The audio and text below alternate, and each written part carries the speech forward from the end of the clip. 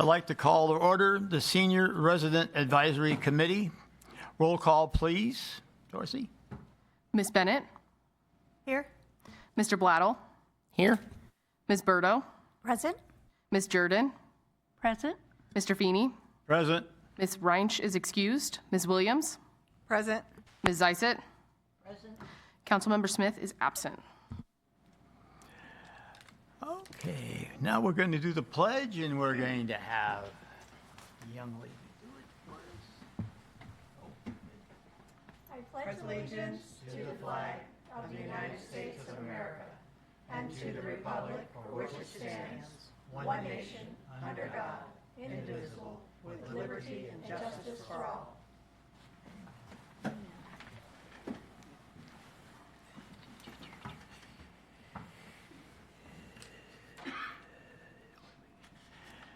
I need approval of the agenda.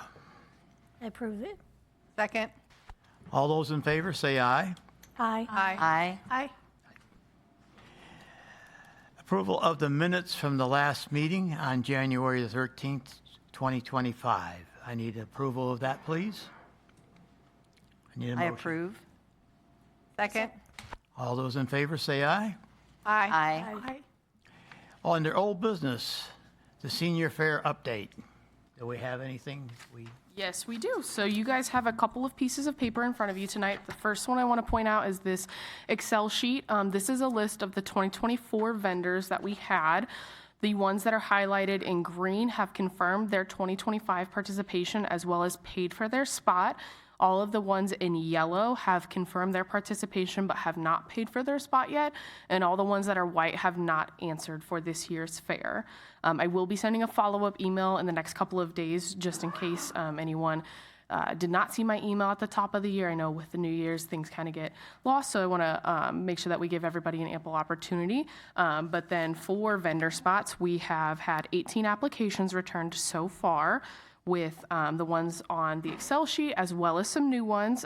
So we have 6 new vendors that have reached out and confirmed their participation for the vendor fair this year, which does include St. Charles County Ambulance District and the O'Fallon Fire Protection so far. In addition to that, we have an updated flyer with my contact information on it as well that you can take to businesses.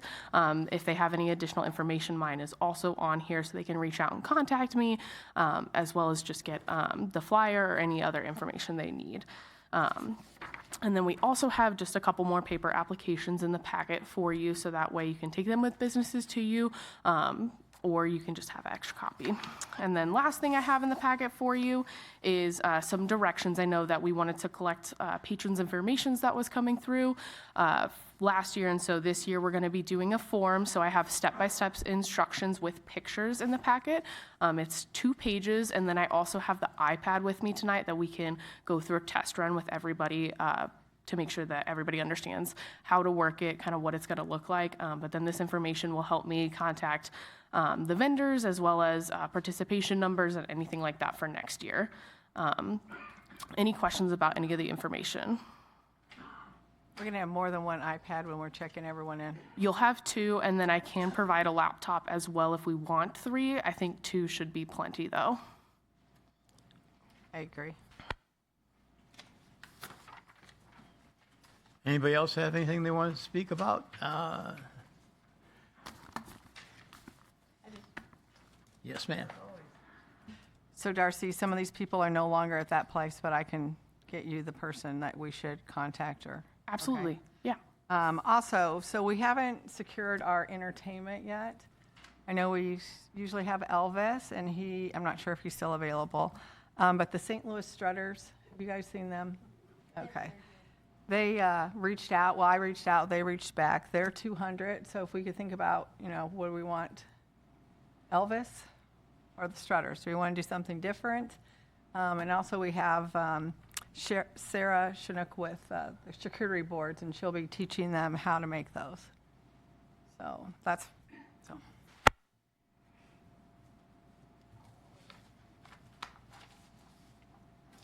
Anything else? Just a comment, I've seen the Senior Strutters a couple of times, and they're very good, very entertaining. Okay. guess that's what we're going to go with, if they're available. Everyone agree? Everybody agree? Yeah. All those in favor? Yay. Aye. Okay, Aye. Aye. I'll make the call. all right. Anything else for the fair? I'd like to let you know that I've got about 7 more vendors that are thinking of participating, but with the Super Bowl, everything's fallen behind a little bit. So I'm waiting to get their applications in or send them to Darcy. And then I also have about 5 more donations. And I have probably about 8 or 9 more that are thinking of it. So I'm trying. Also with that, if anybody needs additional flyers, I have about 20 half-sheet flyers with me, and then I can also print some off and leave them at the Renaud Center or run them wherever they need to go for the senior fair as well. I probably have about 30 at my house, so. Anything else? All right, we're going to move on. I guess, Doug, you want to come up first, and we'll let you go home early. Thank you very much. So thank you, Mary, for inviting me here tonight. Thank you, everyone, for receiving me. It's a pleasure and an honor to be here. My name is Doug Geist. I work for a nonprofit organization called Voice. I'm the Director of Development and Community Outreach, and what we do at Voice is we serve older adults and adults with disabilities, particularly older adults and people in long-term care facilities through the Ombudsman program. And an ombudsman you can think of kind of like an advocate, but they're actually more of a mediator. So an advocate would be, say, if I was just on your side only, and no matter what, I'm going to, just tell your side of it, which is fine and a good thing to have. But a mediator is a person who will come in, identify a situation, and work toward a solution that helps everybody out. You might think a good example is a long-term care facility. We had a person who was diabetic and also early dementia. And he did not understand why he couldn't drink water. They kept denying water to him. So they had to work with the facility and with the individual to remind the facility, you're going to have to go over this with Mr. Smith every day, several times, why he can't have water so often. That's kind of an example of it. We do get involved in a lot of cases. We are covering counties, basically the entire eastern side of the state, from all the way north to Iowa to Arkansas. And that's about 50,000 potential residences that we would be ready and able to represent or be ombudsman for, and that service is at no charge at all. Aside from that, we are promoting information and services to help people maintain their rights as they age, promote activities and the benefits and the fun things that you can do as you age. That's a big part of what I'm into. We provide information, everything people could ever need to know about aging. So we provide free public education programs. We provide a free webinar that talks about what we do as we go through our stages in life.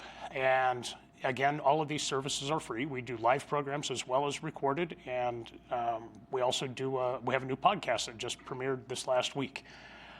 Great one, fun topic. It's all about death and what you should be thinking about before that day arrives, because the plans that you leave with your loved ones is actually a really great gift that you leave for them. So you can check that out on our website. But I'm not all doom and gloom. I do a lot of fun things. In fact, we're also planning a seniors or an older adults fashion show featuring older adults. It's April 26th at the Marriott Airport. So if anybody has an interest in being involved in that anyway, they can get onto our website. It's voicestl.org. And if anybody has questions and needs information about aging, different things that you can do to modify and stay in your home longer, support groups, list of places that you can go that provide particular kind of care, in-home care, call our Voice Connect line. It's 314-919-2403. We staff it during regular business hours, but it will take a message 24 hours a day. Again, it's 314-919-2403. Are there any questions I could answer for anyone? Yes. Oh, yes. I did have one. I'm familiar with the in long-term care, but do you do random, like, door knocks on senior apartment buildings? No. What we do, our ombudsman try to make regular visits to all the facilities, and just to create and develop connections and let people and check in with people, make sure that they know and have, like they'll pass out a copy, a card of all the residents' rights, so that we do that kind of outreach to make sure that people know what rights and what services they should be expecting. Each ombudsman is posted, they have a photo and contact information posted somewhere within the residency as well, along with the list of those rights. Hi. Hi. Nice to meet you. It's good to meet you. My question is, do you have anything for the families of the people that are going into these facilities to educate them? Yes. And then do you have anything available online? I mean, not like a podcast, but something like a video that the people in the facilities can actually see and... So we have a really quite good YouTube library of past webinars and seminars that we've done that we keep posted in the library section on our website, and it's a vast selection, like classes that explain to you the different types of long-term care facilities, the different types of care that are available, and we also have we can direct you to additional resources too. So if somebody calls and they need more information about, say, if someone were very specifically calling, I'll shout back out to my days at the Alzheimer's Association. If they call for that, we'll share the information we have, but we will get them in touch with the Alzheimer's Association and their resources too, or Parkinson's, or Huntington's disease, or whatever the things that are all intertwined with this. So often as we age, we have many challenges. How am I going to take care of my home? How am I going to take care of myself? Have I become a caregiver myself? What are my own issues and things that I need to address so that I can stay in my home? How do we make modifications? So we try to be a clearinghouse for all those different types of information. That's good to know, because I had 3 women come up to my work today and ask me questions when they found out I was on this committee. And I've got brochures too that I'll leave, and you can have as many as you like.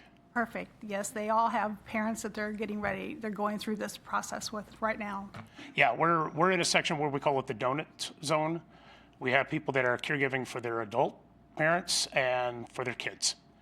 And it is really tough on people. Just their resources, their physical and mental health are just being pulled to the absolute limit. So we try to create programs and situations where we can help support people or help get them in touch with, various types of support groups and education. It really makes a huge difference to people when they just know that they're not alone in what they're doing. Just to be able to talk to somebody and say, I cannot believe what my mother did this week. And have a safe audience where you can talk with somebody who's going through that too, so that, you can share some stories and some ideas and help each other out and help each other through it. They say it takes a village to raise a child. It takes a village to take care of your older adult family members too. So. Hi, Vicki. Yes, ma'am. It sounds like a great resource. Could I impose on you to repeat the phone numbers again, please? I would be happy to. Voice Connect, and Voice Connect line can get you to everything. So 314-919-2403. So if you have questions about aging-related matters, or if you suspect someone in a long-term care facility might need some assistance in getting any kind of a problem or something solved, please feel free to call that anytime. Anybody else have any questions? Doug, we really appreciate you coming and giving us this information. We hope it goes out over the air so that everybody can hear it, All right. and we appreciate it. Thank you, Mr. Frey. Thank you, members of the commission. We wanted to give you this. Oh, well, that's very kind. Thank you. Yeah. All right. I'll, it's good to see you, Mary. Take care. And if you want to leave that with me. Okay. Darcy. Mr. Mike Snowden, please.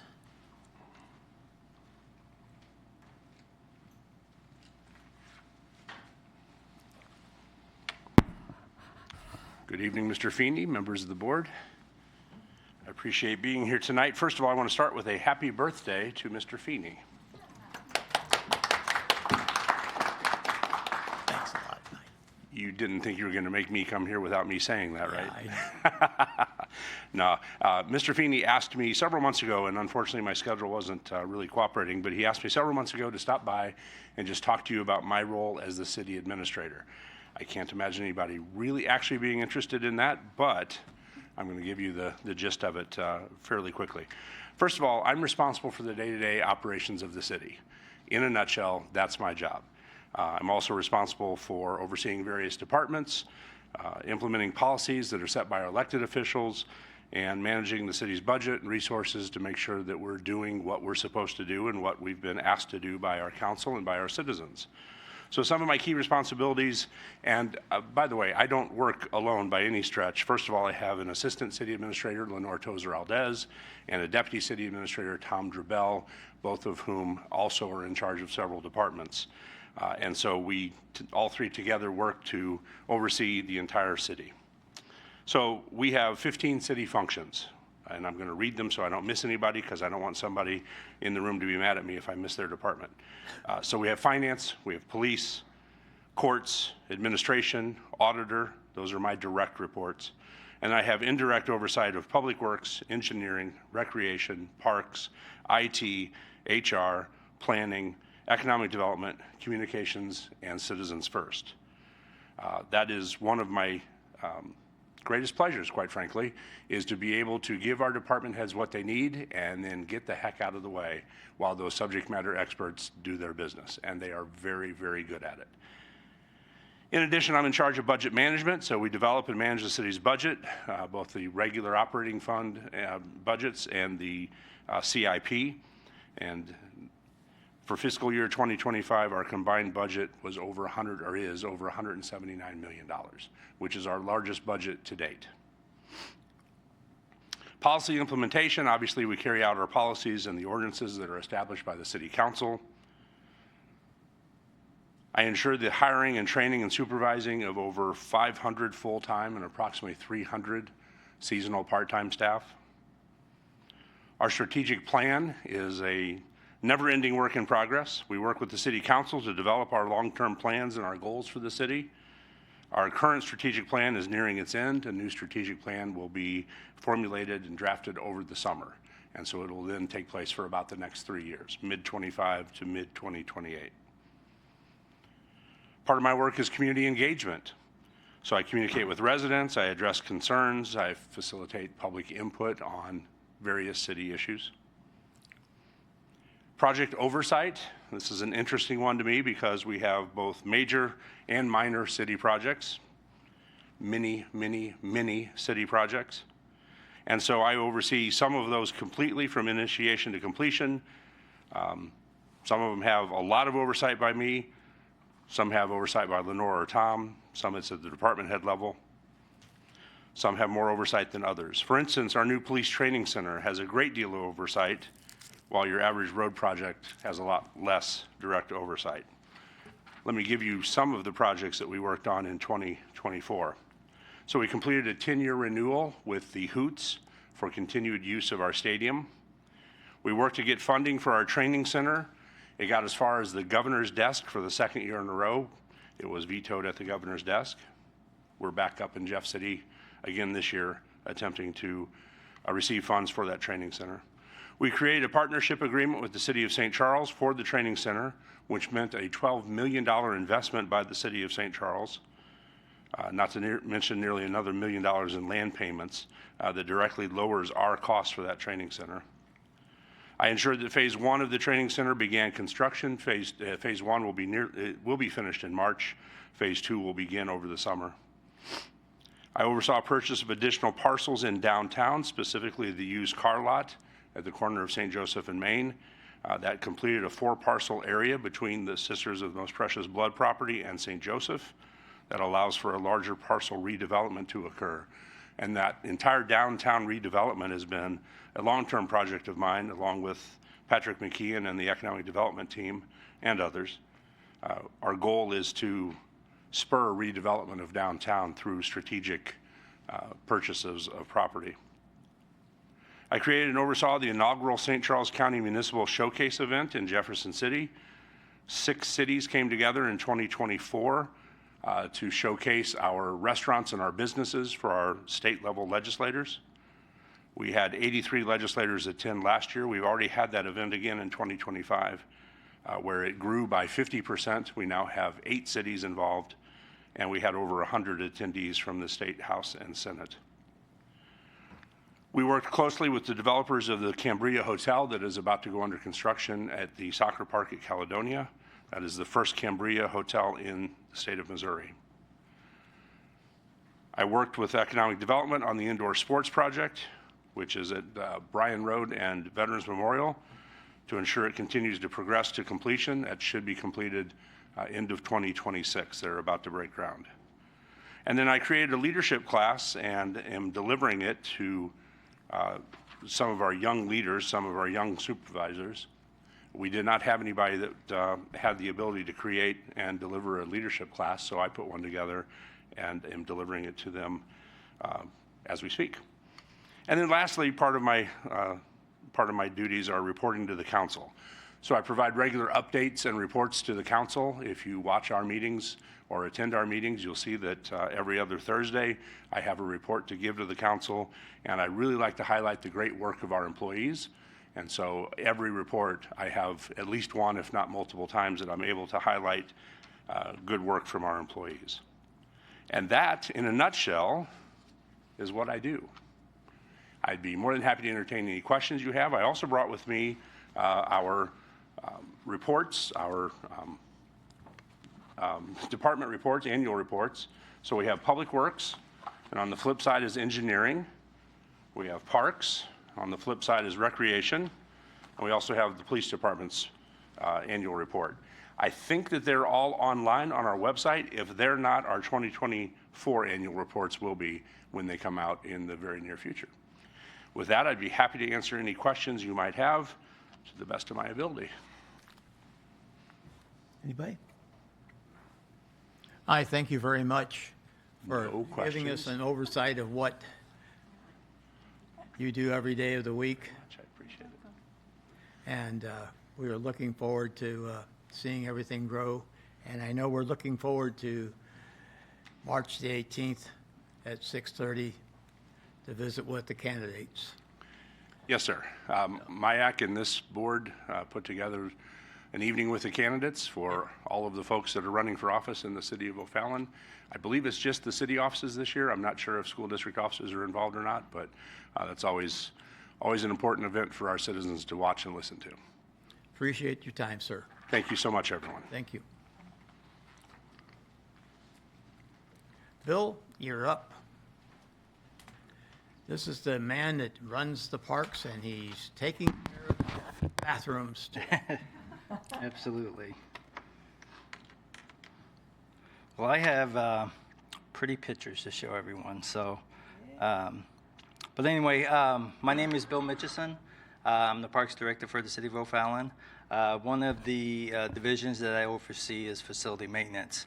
Facility maintenance is one of the divisions that we do a lot of maintenance in O'Fallon, all the buildings, facilities, from setting up rooms to cleaning bathrooms, and then obviously the renovations of the senior center. So we signed a contract with a company called ICS Contracting Services back in November. We started construction in mid-January, and knocking on wood, if the weather doesn't hit us, the plumbers will be in this week and we should be able to open by Friday. So we're extremely excited about that. So if you remember, if you haven't been to the senior center in a while, this is what the restrooms look like in January. Very outdated. This is the ladies' room. If you can see, there's a lot of tile. It's kind of dark. This was the men's. Tile on the wall, tile on the floor, metal partitions, and it was just very, very outdated. Everything was, to get soap, you had to touch it. If you wanted to turn the faucet on, you had to touch it. If you wanted to flush the toilets, you had to touch it. This year, with the renovation, everything is touchless. Toilets are touchless. The doors will be open and closed touchless. The soap, paper towels, the sinks, everything. So very, very, very accessible. So as we go through the process, this is the demo. It's easier for the contractor at that time to basically take down all the drywall and stuff that had all the tile on it. So as you can see, down to bare studs. This was the tile removal as they went through, removed all the floor tile through the men's, and actually the photo to your right is actually the ladies' room. And then the picture on the far left is actually with all the new flooring, the new tile, new LED lightings, and the contractors are actually starting to put in some of the partitions there.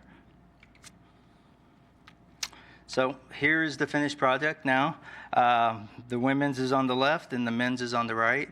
Like I said, countertops, toilets are supposed to be delivered this week. Plumbers will be in and hoping that will be done by Friday. We are waiting on the door controls. Those have been ordered. So they are not here yet, but the restrooms will be open. I know it was a lot of it wasn't the perfect scenario having both restrooms shut down, and we know that. But you know, to make things like this happen and to get it updated to where we can enjoy it for years to come, I mean, you know, we do have to make a little bit of sacrifice. So, but with that, coming next this year is we will be redoing the flooring in the cafeteria area. So all of the tile on the inside will be gone, and we will be going to a LVT type flooring. So that's to come. All LED lighting will be updated. So hoping by midsummer we will be done with everything. So, and with that, I will be happy to answer any questions. Go ahead. I just wanted to ask, are the doors wider now for wheelchairs? And The doors are standard still 36 inches, but they will open up all the way. You won't have to push on it. Try to hold those heavy doors open because they are solid wood. So it will be totally touchless and motionless. So wheelchairs should not have a problem going in and out. thank you. Anybody else? Bill, we thank you very much for the update and appreciate what we know is coming in the future. All right, thank you. Thank you. Thank you. Dave from Aging Ahead.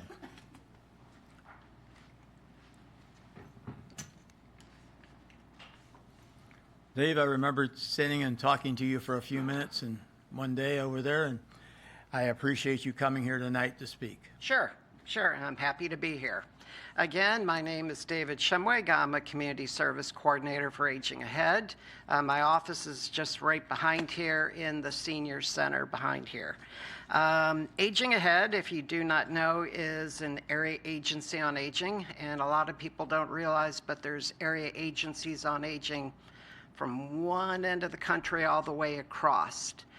They get their funding mostly through the Older Adult Americans Act, and it's to cover things, caregiving services, nutrition programs, transportation services, information and assistance programs, and legal assistance. So we get that funding, and then we do get funding through the state of Missouri as well. Aging Ahead does cover St. Charles County, Franklin County, Jefferson County, and St. Louis as well. The senior centers are kind of a focal point for the centers for a lot of the services because they are based into the communities, and it is a central spot for seniors to come in, not just to go to the senior center, but the agency has made them more what they like to call resource centers. So myself and I have a coworker, we're both part of the Community Options and Services Department. So folks at any time can stop in to ask about either benefit assistance programs, how to get extra food. They can ask about long-term care. They can ask about caregiving services. There's many different things that older adults look for. We do actually get quite a few referrals from City Hall that direct folks down to us. We had a gentleman, I think, well, now it was over a year ago. He had came up here. He was a resident of O'Fallon, and he was struggling. His wife had passed away, so the income in the home had significantly decreased. He was struggling with paying rent and utilities and food, everything across the board. So luckily he was directed down to us. He became a regular participant of the center, but he did visit with us, and we were able to get him enrolled in several financial programs that he was eligible for. So that lifted quite a bit of a burden for him. Aging Ahead does do the local Meals on Wheels program, which is for persons that are 60 years of age or older, that are homebound for medical or physical reasons, that would need our assistance to bring meals in. We also do a family caregiver support program, which that is one of my favorite programs because this has already been discussed this evening. Caregivers that is one of the toughest jobs there is. It really is. And so they often get isolated very easily, and they don't always know where to get the assistance. So with our program, if they talk to us, they're eligible for could be respite care. Respite care can come in two forms. It can be in-home. If the care receiver is not mobile at all, it's not going to be easy to get them out of the home, then we can assist by bringing somebody in the home to sit with that person while the caregiver is out attending to their own medical appointments, shopping, or just getting a break. Besides that, the other option would be to do adult daycare. If that is something that, which actually works out, gives them a little more time, a little more freedom, because usually they're going to go for about 2 days a week. And the same thing, that's going to be 8-hour days, so those folks it gives them a little more time to have time to themselves and to attend to the other activities that they do need to do. We can assist those folks with supply bank, which would be incontinence supplies, nutritional supplements. It is an annual budget. Those things are getting, like everything, getting a lot more expensive. So a lot of couples do struggle with that, so we can assist them with that as well. We can assist them with durable medical equipment. That would be things like bedside commodes, shower benches, handrails, grab bars, wheelchair ramps. All of those sorts of things are budgets for those, and we can assist them with that. We can do minor home modifications if it's things for safety, and that would be things like wheelchair ramps, tub cutouts for ease and for getting in and out of the tub. It can be widening a doorway if the care receiver is using a wheelchair and that becomes a struggle within the home. We also can assist with transportation. A lot of times with couples as they get older, and especially if the care receiver is now using a wheelchair, they're quite heavy to lift if you have to lift and get that into the car. So if that's going to become a struggle, then we can assist them with transportation to medical appointments. Other programs, we also help single older adults with supply bank. That's also, again, the incontinence supplies, nutritional supplements. We assist with legal services. A lot of times they're looking for, it's going to be simple wills and setting up other legal documents like guardianship, things of that nature. We can help them with that. We can do options counselings with either them or their family, and sometimes that's kind of more with the family where they are struggling with mom is needing more care. They're not sure what to do. So they come in and talk with us, and we present all their different options and hopefully form some agreement with them with what they would like to do. We can do benefit counseling, and that too is sitting with the individual and discussing where there may be financial programs that will assist them, whether that be SNAP benefits, otherwise known as food stamps, or Medicare supplements. We can help with that. we help a lot of folks fill out those Medicaid applications. So whatever they're struggling with, we can assist them with. Besides that, we have a program for short-term in-home care. That is for older adults that are independent, that they've had some medical event. Maybe they took a fall and they fractured a hip. So they've come home from rehab, and now they still need some assistance in the house, but they're going to make a full recovery. So we can provide them with, it's currently 60 hours of in-home service to assist with house cleaning, laundry. They need somebody to go grocery shopping. We can assist with that. We do have the information and assistance program. There is a number for each of the counties for folks to just call and say, here's what I'm looking for, here's what I need, here's what I'm interested in. Is there any resources for it? Can you help me? Other programs that we have is, there's a new one, it's peer-to-peer connection, and that is for, we're pairing up caregivers. So often, as I said, caregivers get very isolated, and a lot of times they think they're the only one that's going through what they're going through. So we've been able to pair up folks so that they can just call each other during the day and say, hey, I'm having a bad day today, I just need somebody to talk to. Or, have you ever been in this situation? What do you do about this? And it gives them some level of comfort that they have somebody they can talk to. We also have the Friendly Caller program. That is for folks that are staying at home, that are more isolated, that would just like somebody to call and check on them just to see how they're doing. Those calls are generally once a week, and they last up to an hour at a time. We do on our website have a whole library. It's the A&E Connection for folks that are looking for how to handle their loved ones. So this is for folks that are not mobile. They can go on there. There's, I forget how many videos there are now. I want to say it's like 60 some. For any different process that you're doing, it helps them learn the proper way to take somebody in and out of a car, taking them in and out of the shower. Same thing with getting in and out of bed. If they have fallen, what you need to look at, what you should be doing before you actually do get them up.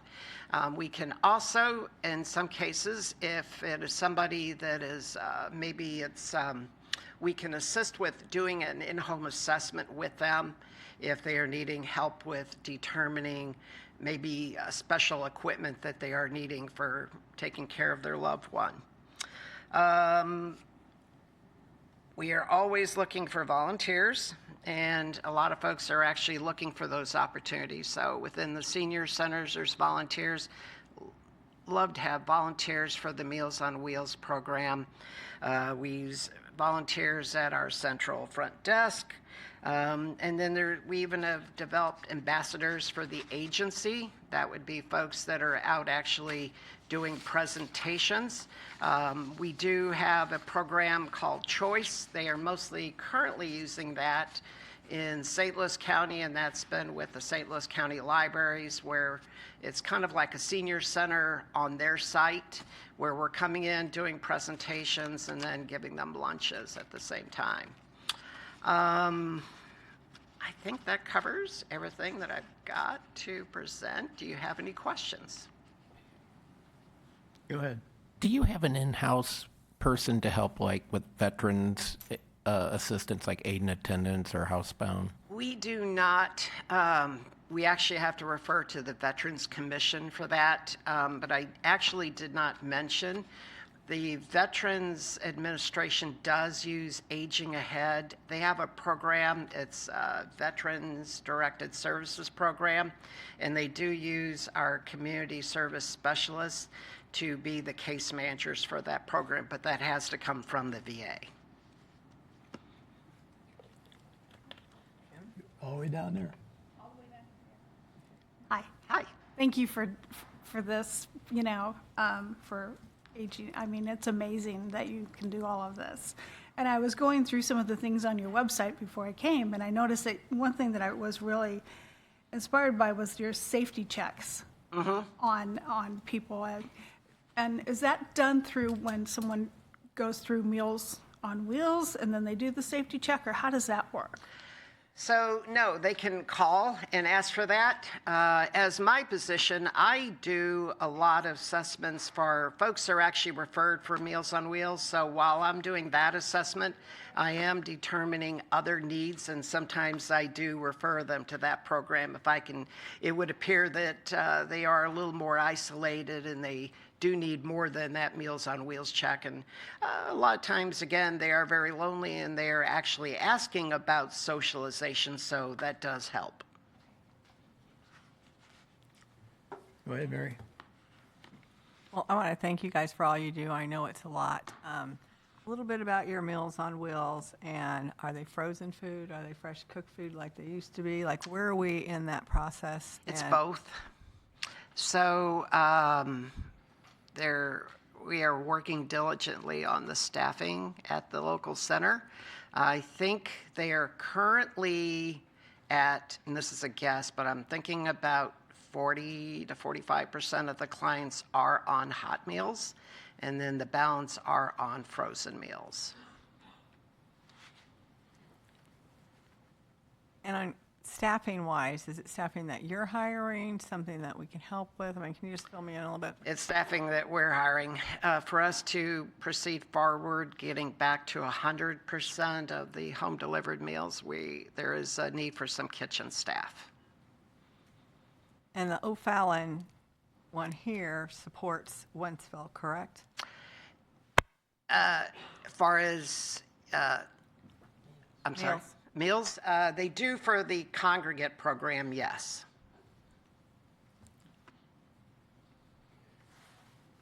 Anything else? Anybody else got a question? Nope.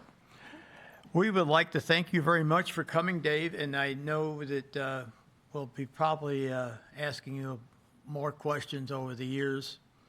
And it's very good to hear from somebody from Aging Ahead. And we deeply appreciate that. Okay. And Mary has a little something for you. Thank you very Oh, much. thank you. Thank you. And Thank thank you. you for having me here this evening. Thank you very much. Bye. Oh, we got a recreation report. We do. Wow.